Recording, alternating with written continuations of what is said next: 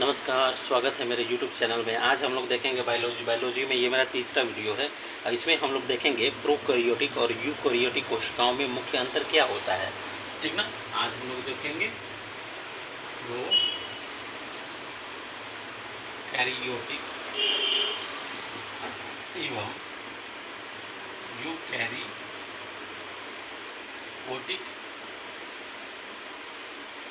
कोशिका में अंतर क्या होता है। ठीक ना। पहला देखेंगे प्रोकैरियोटिक कोशिकाओं में क्या क्या होती है।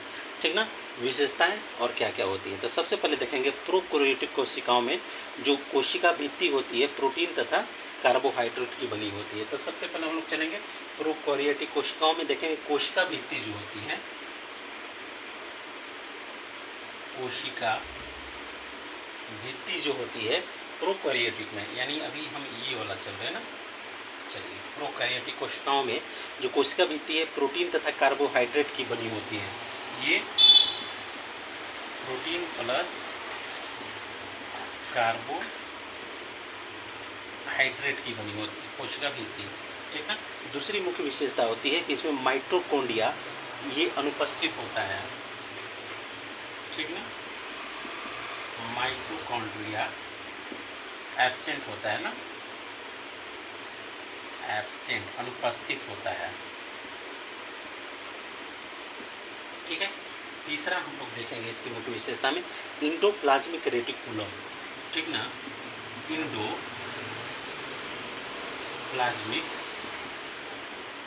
रेटिकुलम जो होती है ये भी अनुपस्थित होता है, नहीं होता है। ठीक ना, अनुपस्थित का मतलब है कि नहीं होता है। ठीक है। ये प्रोकैरियोटिक कोशिकाओं में चल रहे हैं। साथ ही साथ राइबोसोम 70S प्रकार का होता है। जो होता है राइबोसोम जो है ये 70S प्रकार का होता है। ठीक है। पांचवा देखेंगे कि इसमें गोल्गी काय और केंद्रक झिल्ली नहीं होती है। इसमें गोल्गी काय, केंद्रक झिल्ली, ठीक ना, और लाइसोसोम अनुपस्थित होता है। और लाइसोसोम अनुपस्थित होता है। ठीक है। और इसमें काशाभिका केवल एक तंतु को होता है। ठीक ना। इसमें जो है अगला कशाभिका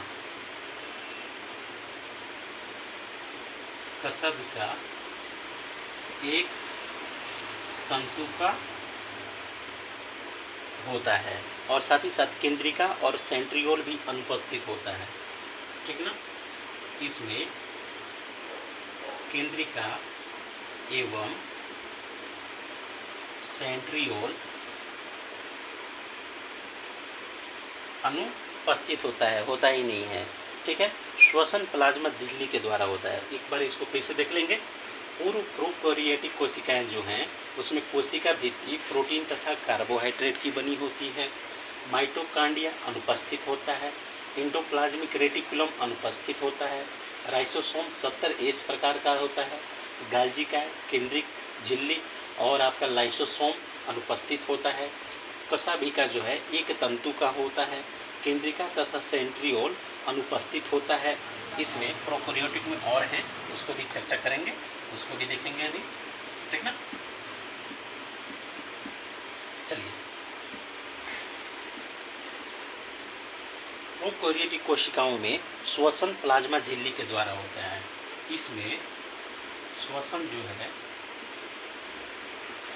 प्लाज्मा झिल्ली के द्वारा होता है। ठीक है। और इसमें हम लोग देखेंगे कि लिंग प्रजनन नहीं पाया जाता। इनमें लिंग प्रजनन नहीं पाया जाता है और इसमें प्रकाश संश्लेषण थायलेकाइड में होता है। इसमें प्रकाश संश्लेषण जो होता है थायलेकाइड में होता है। ये कहाँ होगा? थायलेकाइड में होता है। ठीक है। और कोशिका विभाजन अर्धसूत्री प्रकार का होता है। और इसमें कोशिका विभाजन जो है अर्धसूत्री होता है। ये प्रमुख विशेषताएं जो हैं प्रोकैरियोटिक की हैं। अब इसको फिर से समझ लेंगे। प्रोकैरियोटिक कोशिकाओं में कोशिका भित्ति प्रोटीन तथा कार्बोहाइड्रेट की बनी होती है। माइटोकॉन्ड्रिया अनुपस्थित होता है। एंडोप्लाज्मिक रेटिकुलम अनुपस्थित होता है। राइबोसोम जो है 70S प्रकार का होता है।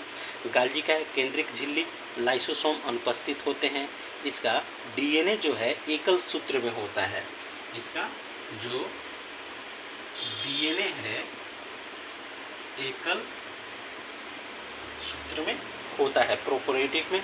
और साथ ही साथ कशाभिका केवल एक तंतु का होता है।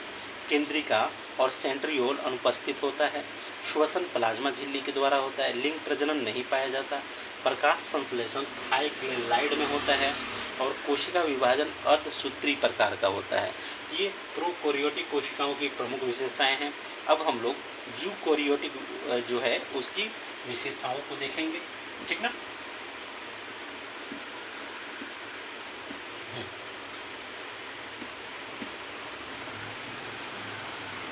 चलिए, यूकैरियोटिक कोशिकाओं, इसमें क्या विशेषता होती है।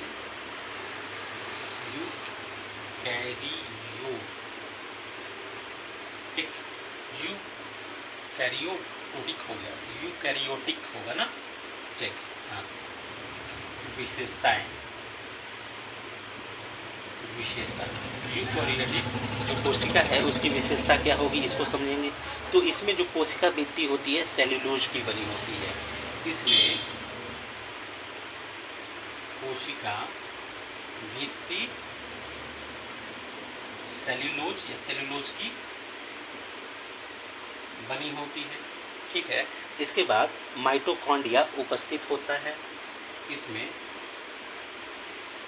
माइटोकॉन्ड्रिया प्रेजेंट होता है, ठीक है। इंडोप्लाज्मिक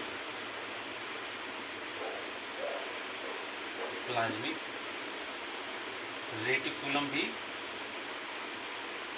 प्रेजेंट होता है। साथ ही साथ इसमें राइबोसोम जो है 80S प्रकार का होता है। इसमें राइबोसोम जो है 80S प्रकार का होता है। साथ ही साथ हम यहाँ पे देखेंगे कि इसके अलावा यहाँ पे गाल्जिका है, ठीक ना, और केंद्रक झिल्ली और लाइसोसोम उपस्थित होते हैं। इसमें गाल्जिका है, ठीक ना, केंद्रक झिल्ली,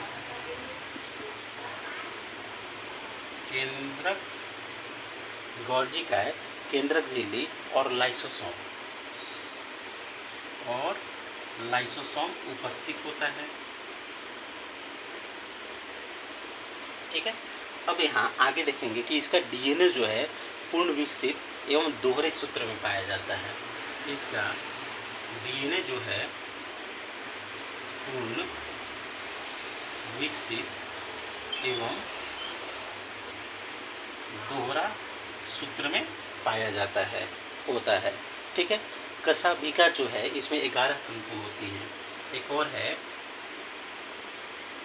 कशाभिका, इसमें 11 तंतु पाए जाते हैं।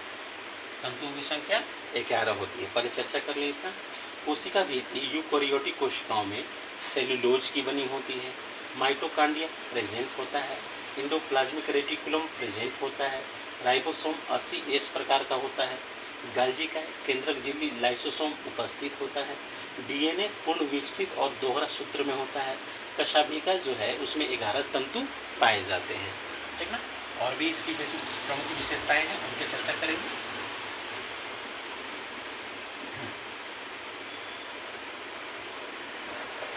चलिए, अब यहाँ पे हम लोग आगे देखेंगे कि इसमें केंद्रिका तथा सेंट्रियोल, इसमें केंद्रिका एवं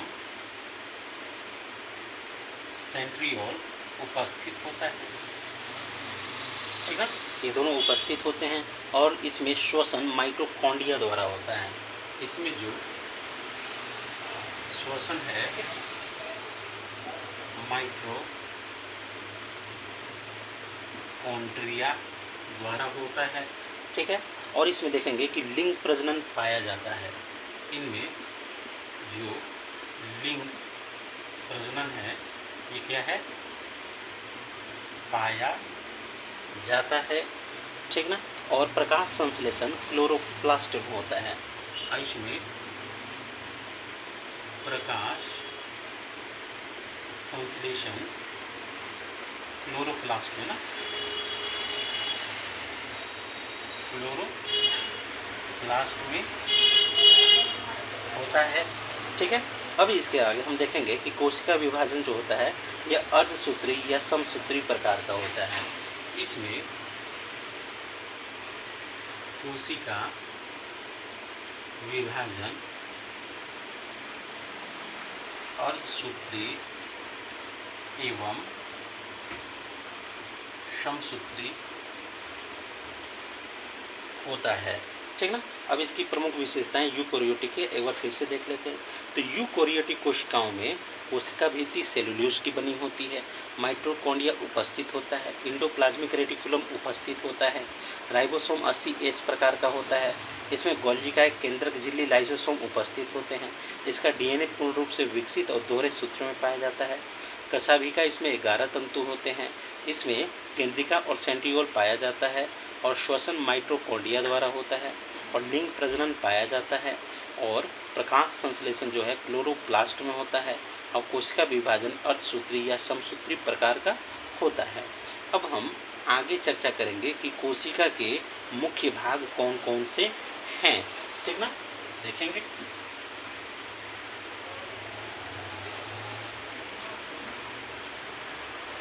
चलिए अगला पॉइंट देखते हैं, तो बढ़िया से क्लीन कर लेते हैं ताकि आपको अच्छी तरह से दिखाई दे। चलिए अगला है कोशिका के मुख्य भाग, मेन पार्ट्स ऑफ सेल, ठीक ना। कोशिका के मुख्य भाग कौन कौन से होते हैं, तो यहाँ होती है, पहला है कोशिका भित्ति सेल वॉल, ठीक ना। पहला है कोशिका भित्ति सेल वॉल, ठीक है। अब इसे देखेंगे, यह केवल पादप कोशिकाओं में पाया जाता है, ठीक ना। कोशिका भित्ति जो होती है आपको पादप कोशिकाओं में पाया जाता है, ठीक ना। यह केवल पादप कोशिकाओं में पाया जाता है। अगला पॉइंट है इसमें, ठीक ना, कि यह सेलुलोज का बना होता है। यह सेलुलोज का बना होता है। साथ ही साथ इसमें देखेंगे यह कोशिका को निश्चित आकृति आकार बनाए रखने में सहायक होता है। यह कोशिका को निश्चित आकार व आकृति बनाए रखने में सहायक होता है। साथ ही साथ हम यहाँ आगे चर्चा करेंगे कि जीवाणु की कोशिका भित्ति पेप्टिडोगल केन का बना होता है। यहाँ देखेंगे जीवाणु की कोशिका भित्ति यानी सेल वॉल जो होती है ये पेप्टी, ठीक ना, इसकी बनी होती है। पेप्टी, इसके अलावा डोगल केन, डोगल केन का बना होता है, ठीक ना। ये प्रमुख विशेषताएं हैं सेल वॉल की। तो सेल वॉल जो होगा केवल पादप कोशिकाओं में पाया जाएगा। यह सेलुलोज का बना होता है। कोशिका को निश्चित आकार व आकृति बनाए रखने में सहायक होता है। जीवाणु की कोशिका भित्ति जो होती है उसमें पेप्टिडोगल केन का बना होता है। अब हम लोग अगला चलेंगे कोशिका झिल्ली, ठीक ना। कोशिका झिल्ली के बारे में चर्चा करेंगे। दूसरा है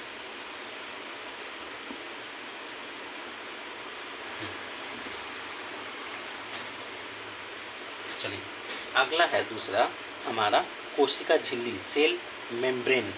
ठीक है, दूसरा है कोशिका झिल्ली, सेल मेम्ब्रेन। ठीक ना, इसकी प्रमुख विशेषताओं को देखते हैं कि कोशिका के सभी अवयव एक पतली झिल्ली के द्वारा घिरे रहते हैं। तो जितने भी कोशिका के सभी अवयव जो हैं, जितने भी तत्व होंगे वो इस तरह से, ठीक ना, कोई यहाँ होगा, कोई यहाँ, कोई यहाँ, कोई यहाँ, और एक पतली झिल्ली होगी, उससे घिरे रहते हैं। ठीक ना, ये चीज़।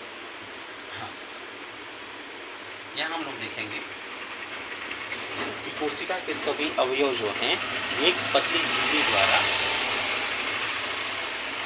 एक पतली झिल्ली द्वारा घिरे होते हैं। साथ ही साथ हम लोग देखेंगे कि इस झिल्ली को कोशिका झिल्ली कहते हैं।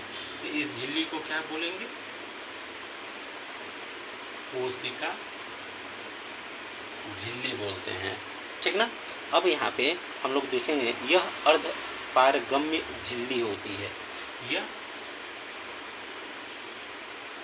अर्ध पारगम्य झिल्ली, इसके नाम पे मत जाइएगा, बहुत आसान सा है। सेमी परमिएबल मेम्ब्रेन्स होती है। ठीक ना, इसको क्या बोलते हैं? सेमी परमिएबल, सेमी परमिएबल, ठीक ना, झिल्ली होती है। ठीक ना, अर्ध पारगम्य होती है। इसका कार्य क्या है कि कोशिका के अंदर जाने वाले एवं अंदर से बाहर आने वाले पदार्थों का निर्धारण करना होता है। ये जो झिल्ली होती है, ठीक ना, ये आपका इसका मुख्य कार्य, ठीक ना, इसका मुख्य कार्य जो है, ठीक ना, कोशिका के अंदर जाने वाले, ठीक ना, कोशिका के अंदर जाने वाले, ठीक है, और साथ ही साथ, ठीक है, अंदर से बाहर आने वाले पदार्थों का, और कोशिका के अंदर से बाहर आने वाले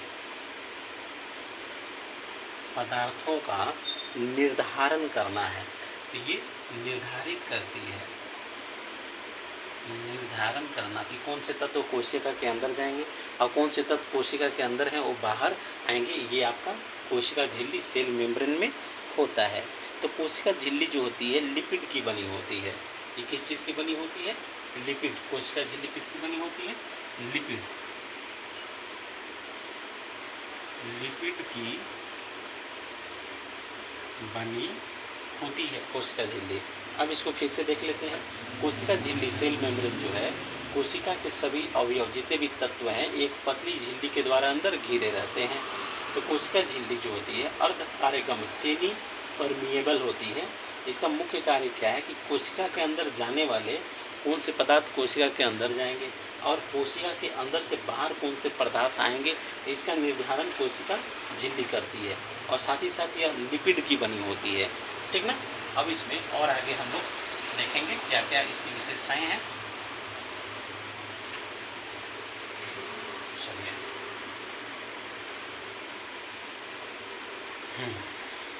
अब इसमें हम लोग आगे देखेंगे कि यह लिपिड घटक फास्फोग्लिसराइड के बने होते हैं। यह जो लिपिड जो होता है, ठीक ना, घटक, लिपिड घटक जो है फास्फोग्लिसराइड, ठीक ना, फास्फोग्लिसराइड, ठीक ना, फास्फोग्लिसराइड के बने होते हैं। आज शाम तक बंद है, देख रहा होते हैं। साथ ही साथ देखेंगे कि बाद में जैव रासायनिक अनुसंधानों से स्पष्ट हो गया कि कोशिका झिल्ली में प्रोटीन व कार्बोहाइड्रेट पाया जाता है। तो कोशिका झिल्ली में प्रोटीन एवं कार्बोहाइड्रेट हाइड्रेट जाएंगे दाल भात दाबेंगे और पता नहीं अचानक यहाँ से हिल जाता जाता है कि क्या हो जाता है। जनरेटर क्या हो अब यहाँ पे हम लोग देखेंगे कि कोशिका झिल्ली उन्नत नमूना 1972 में सिंगर तथा नोकलसन द्वारा प्रतिपादित किया गया, जिसे तरल कृमि नहीं काम करता है। करता है तो चलिए इसके अलावा कोशिका के जो मुख्य भाग हैं उसमें तीसरा चौथा है तार का है और अंतर्द्रव्यी जालिका, और भी कई चीज़ें हैं। इसके बारे में अगले वाले में बात करेंगे। Thank you. वाला